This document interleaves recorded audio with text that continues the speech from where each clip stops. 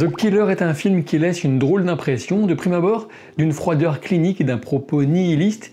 Il parle en réalité de vous et moi, et de notre rapport au travail. Deux choses à préciser rapidement. La première, c'est que cette vidéo sera full spoiler, donc destinée à celles et ceux parmi vous qui ont vu le film, qui est disponible donc sur Netflix. Et par ailleurs, en prolongeant mes recherches sur ce film qui m'intrigue pas mal, notamment avec cette histoire de lien au travail, vous verrez dans la vidéo, eh bien je suis tombé sur un article qui développe des idées, des conclusions extrêmement proches de ce que je vous donne dans la vidéo, donc ça ne me semblait que justice de vous le mettre en description de la vidéo si vous voulez y jeter un œil, et voilà.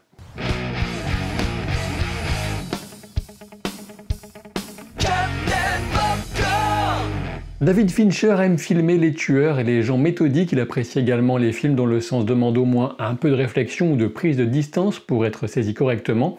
Il suffit pour s'en convaincre de penser à tous les crétins alpha qui croient encore que Tyler Durden est un modèle à suivre 24 ans après Fight Club. Au premier degré, The Killer est un film nihiliste qui suit un salopard efficace et qui met en scène la façon dont il couvre ses arrières suite à une erreur, en prenant plus ou moins le prétexte de venger sa petite amie pour se débarrasser de tous ceux susceptibles de lui causer du tort. Comme vous le savez sans doute déjà, The Killer est l'adaptation d'une bande dessinée française, mais c'est davantage le prétexte qui intéresse Fincher pour raconter ce qu'il a envie de raconter.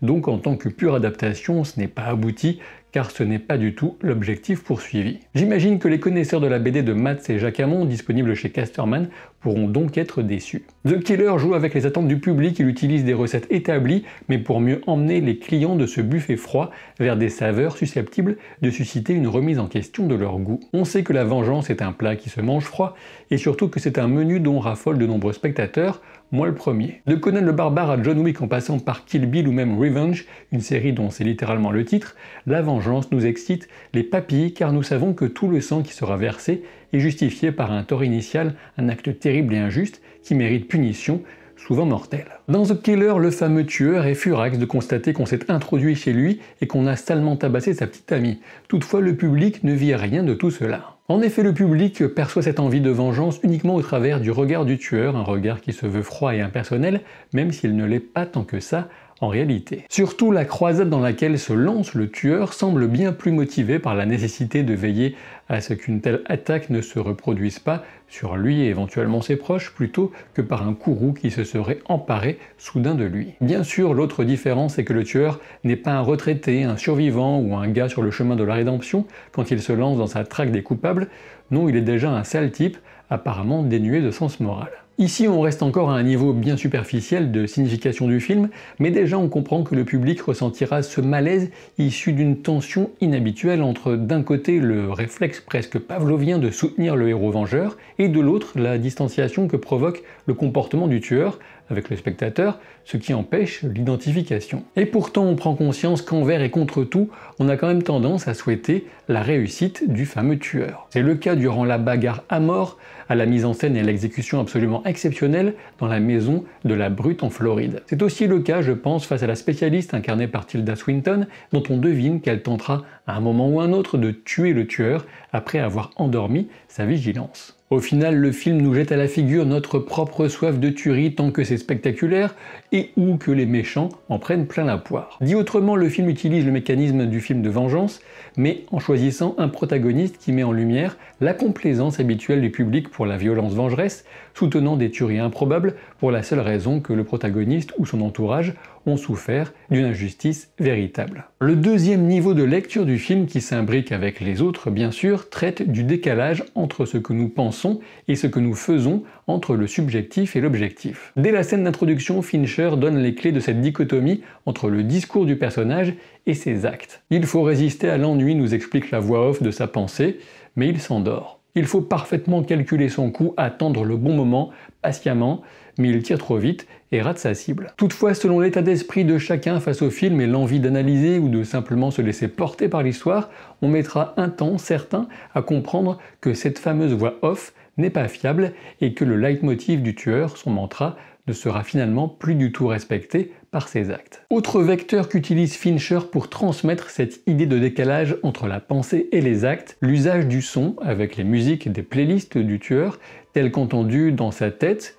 ou telles qu'on pourrait les entendre en se tenant à côté de lui comme un observateur neutre si ce n'est l'œil divin. Initialement, on se dit juste que l'effet audio est cool, mais évidemment, l'intention derrière est bien de nous mettre sur la piste de ce que Fincher nous montre réellement. Le troisième niveau de lecture du film, et sans doute aussi le plus intéressant, consiste à utiliser la figure du tueur pour nous parler de nous-mêmes. L'idée est audacieuse et vient encore une fois déjouer les constructions habituelles du cinéma. En effet, le tueur est souvent représenté comme une figure différente, presque surhumaine, un individu implacable à l'efficacité redoutable, évoluant dans des cercles et un état d'esprit qui n'ont absolument rien de commun avec le spectateur moyen. Fincher arrache le tueur à sa dimension mythique pour venir l'attacher au travail, et oui, le travail, celui qui implique de la routine, de l'ennui, une charge physique et mentale. De nombreuses sociétés associent des tas de valeurs positives au travail, et souvent, on est presque entièrement défini par lui. Deux inconnus auront souvent le réflexe de demander à l'autre ce qu'il fait dans la vie pour le situer sur toute une série d'échelles de valeurs, voire de préjugés. Le choix de la planque initiale du tueur dans Paris en dit énormément sur le film. WeWork est une entreprise américaine de location d'espaces de travail. On le constate, cet espace est inoccupé, et pour cause. WeWork est une entreprise récente qui a connu un engouement initial énorme et une surévaluation délirante avant de devoir déclarer faillite. Son créateur a miraculeusement réussi à s'en tirer avec 1 milliard dans les poches, alors qu'il a berné tout le monde en cachant un fonctionnement totalement hasardeux derrière un écran de fumée de start-up bullshit. WeWork, c'est évidemment un lieu symbolique pour tous ceux qui se lancent à fond dans le travail, souvent à leur propre compte, dans un petit espace alloué car ils n'ont pas les moyens d'avoir leur propre bureau. Aussi étrange que cela puisse paraître de prime abord, The Killer est un film qui parle de l'aliénation au travail, aliénation parfois volontaire, en lien avec le message sur ce fameux décalage entre ce que nous pensons être le meilleur pour nous et ce que nous faisons en réalité. Le personnage est le seul développé de tout le film, mais il ne l'est qu'au travers de son métier de tueur. Le dialogue le plus long du film, qui consiste essentiellement en un monologue d'ailleurs, sera celui d'une personne qui fait le même métier que lui et lui tend enfin un miroir qui expose la terrible vacuité de leur profession et la stupidité d'y gâcher son temps et donc sa vie. C'est aussi un film qui parle de nos illusions et des histoires qu'on se raconte pour les alimenter. Le tueur en a ras-le-bol de tuer les gens. Il en a ras-le-bol de se geler les miches, de devoir se méfier de tout le monde et de ne pas pouvoir vivre dans la masse. Ce tueur se berce d'illusions pour commencer, celle de faire partie d'une élite, alors qu'il n'est qu'un enfoiré dénué d'empathie comme tant d'autres, et qu'il a totalement sacrifié sa vie à son travail comme tant d'autres. Il se raconte ses histoires d'élite et de capacité à la précision pour justifier qu'il pratique depuis des années une activité qui ne lui offre aucun épanouissement. Ce qui est encore plus ironique, c'est qu'à la fin du film, le tueur remplace une illusion par une autre. À l'entendre, il ferait enfin partie du plus grand nombre maintenant qu'il n'est plus ce super prédateur qui contrôle tout, alors qu'il est confortablement installé dans une vie d'élite financière mondiale, biberonné à un luxe vite intégré comme une normalité. On peut le dire, tout est inversé dans le film. Initialement, le tueur croit faire partie des quelques-uns alors qu'il fait partie de la masse laborieuse, pour ensuite penser rejoindre cette fameuse masse alors qu'il accède au mode de vie des fameux 1%. Vous savez, ceux qui participent le plus activement à l'exploitation des 99% des autres et aussi des ressources de la planète. Important point commun entre ces deux versions de lui-même, il doit reconnaître la puissance de l'argent. En effet, tantôt il obéit à l'ordre donné par un milliardaire, tantôt ce sera la seule personne qu'il laissera en vie, alors même qu'il s'agissait de toute évidence du donneur d'ordre initial du contrat placé sur sa tête. Le film nous laisse ainsi entendre que les pires salopards, du moins les plus dangereux et surtout les plus haut placés dans la chaîne alimentaire, ont plutôt tendance à bien s'en tirer au final. Alors de mon point de vue, The Killer est-il un bon film ?